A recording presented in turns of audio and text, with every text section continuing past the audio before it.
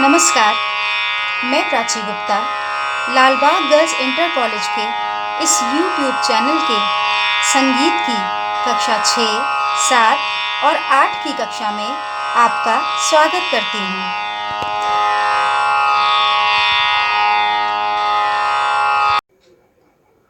नमस्ते, मैं प्राची गुप्ता संगीत की अपनी कक्षा में आप सबका स्वागत करती हूँ।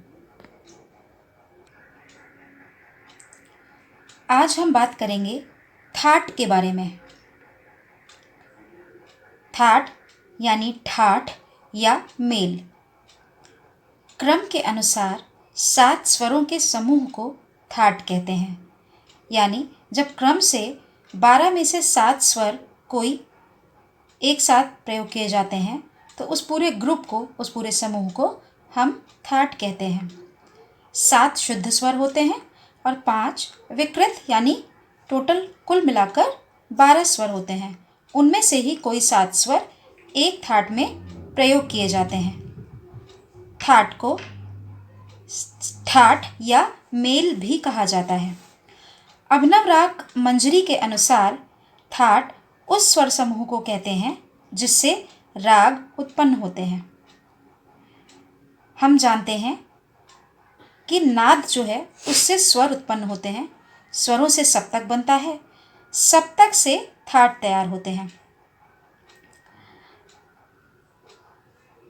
आजकल जो थाट प्रणाली उत्तर भारतीय संगीत पद्धति में मान्य है यानी मानी जाती है, उसी को दक्षिणी संगीत पद्धति में मेल के नाम से बुलाया जाता है। अब बात करते हैं थाट के लक्षणों की।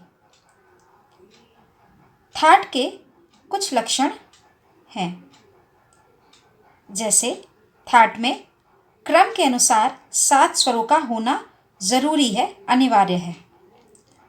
क्रम होना बहुत ज़रूरी है। हम बीच में स्वरों को जंप नहीं कर सकते।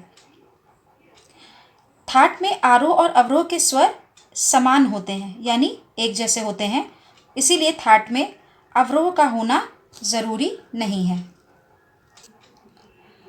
थाट में रंजकता का होना ज़रूरी नहीं है। रंजकता यानी मनोरंजक होना, थाट का एंटरटेनिंग होना ज़रूरी नहीं है।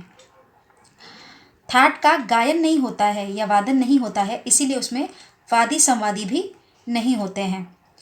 यही कारण है जो पिछली कुछ चीज़ें हमने आपको बताई कि ये होना ज़रूरी नहीं है, उसका कारण यही है कि जब हम थाट को गाते ही नहीं हैं तो उसमें वादी संवादी स्वर हों या ना हों उससे फ़र्क नहीं पड़ता। इसी तरह वो मनोरंजक हो सुनने में या नहीं, ये भी ज़रूरी नहीं है। और उसमें आरोह है ये काफ़ी है, क्योंकि 7 स्वरों का होने से ही थाट बनता है। अवरोह नहीं हो तब भी कोई फ़र्क नहीं पड़ता, क्योंकि हमें थाट को गाना या इंस्ट्रूमेंट पे बजाना नहीं है। थाट में एक ही स्वर के तीव्र और कोमल रूप दोनों ही एक साथ आ सकते हैं, यानी कि शुद्ध रे और कोमल रे एक के बाद एक किसी थाट में रखे जा सकते हैं।